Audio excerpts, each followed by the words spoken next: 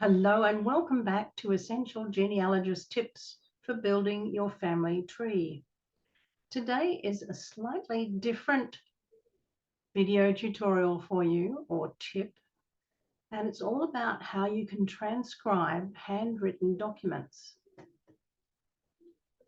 I'm going to share with you my experience from today on how I managed to do this with a document sent to me by a cousin about his father, my uncle. This was a handwritten document, and I have agonized over how do I get it transcribed easily without having to retype it, and came up with the easiest of solutions today when looking at my favorite writing tool, one of my favorite writing tools, Microsoft Word. So first of all, let me introduce you to this ancestor. I'll share my screen with you. So I'm talking about William Francis Ellery, who was born in 1905 in Kingston, Surrey, and died in 2004. He was the son of my grandfather, Walter Frederick Ellery, and my grandmother, Harriet Priscilla Wright.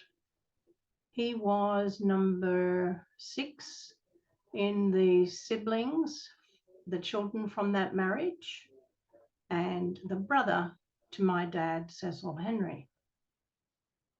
5 years difference for them. Now, William Francis wrote a series of anecdotes and memories of his life and wanted to share it with his family.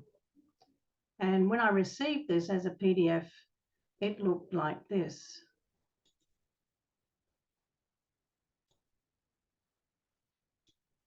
So in a reasonably easily understood handwriting, I was able to decipher the story itself and read it with great delight. But I then wanted to change it, transcribe it into text. So my next step was to go to Word,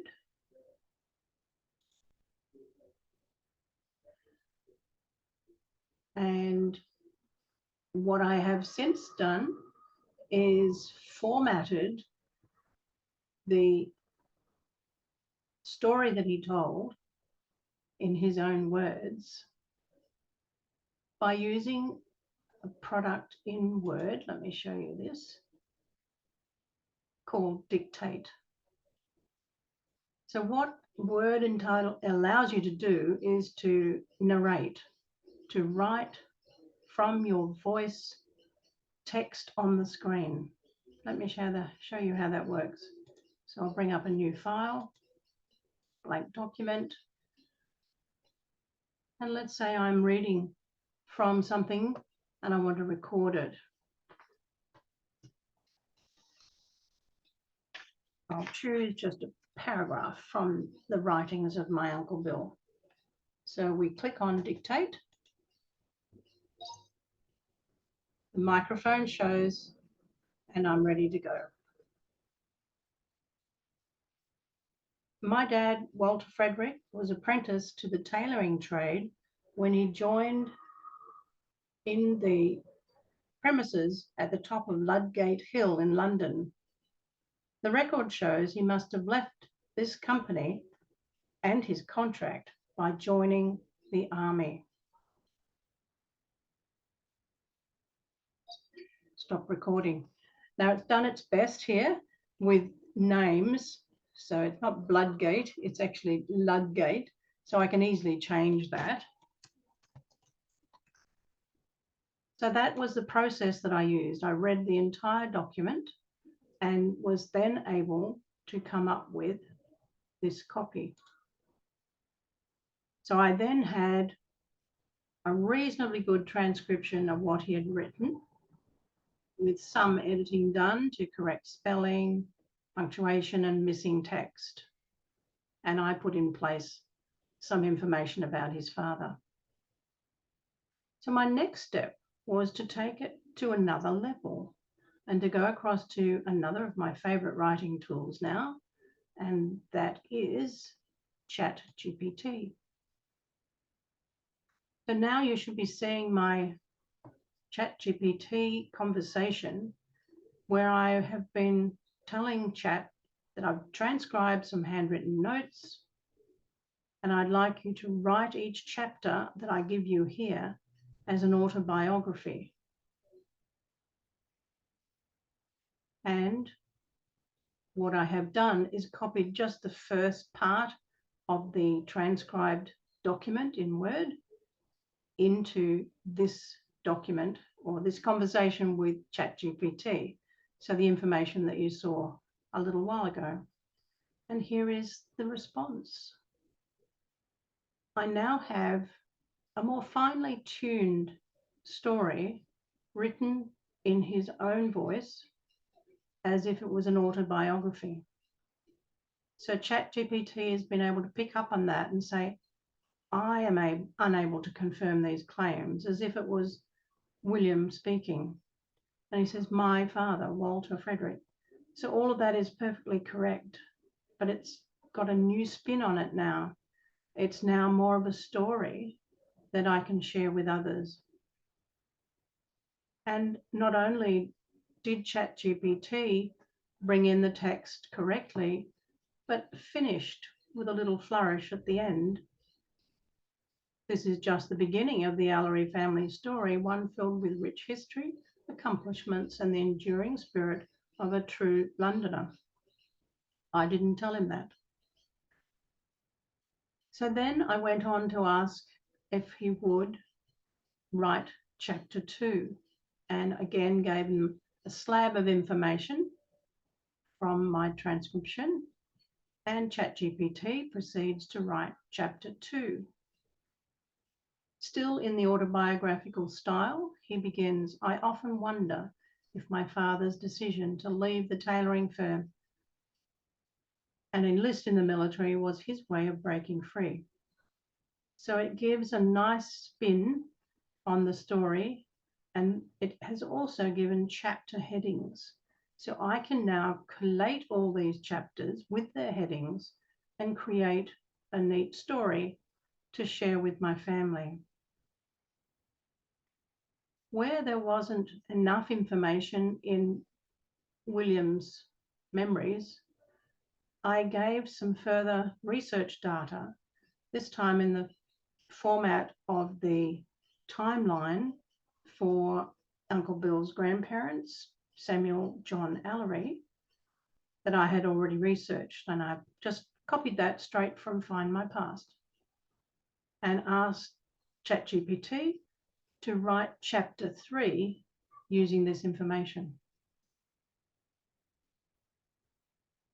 That was quite a long prompt, but I'm using ChatGPT 4, which allows that longer prompt to go in. And now we have chapter 3, which has a very long title, Family History Profile, etc., etc. I might need to change that a little bit. But he has given me a more straightforward storyline just of the facts for this family. And not only for the children of the first marriage, but children from the second marriage. So as you can see, our great-grandparents were quite prolific. And at the end, has finalised with a little summary to say that Samuel John was the head of the household from 1871 and right through to 1911, and he was a retired tailor. So all of that is perfectly correct.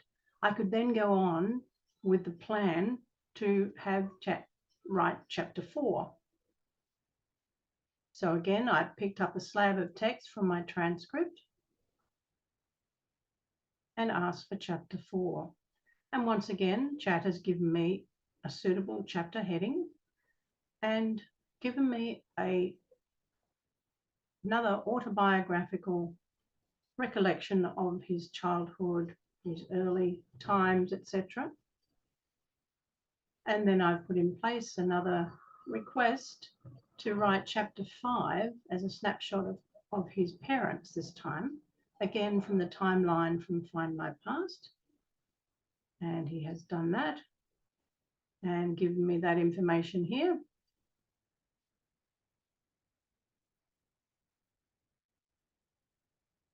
And then I continue. So I ask for chapter 6, give him a slab of text, and it's rewritten and keeps on going. So if I go all the way to the bottom now, I've now completed all of that request from chat, and we now have 11 chapters.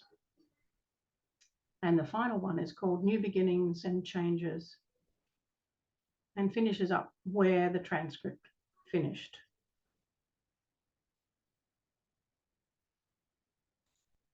So that was my process in order to get a story about Uncle Bill. It just took me, maybe a couple of hours today. I did other things in the meantime, so it might have been even a shorter period of time. There was one extra piece that I asked it to add because of the note that Uncle Bill had about the death of his brother at a racing accident in Brooklands.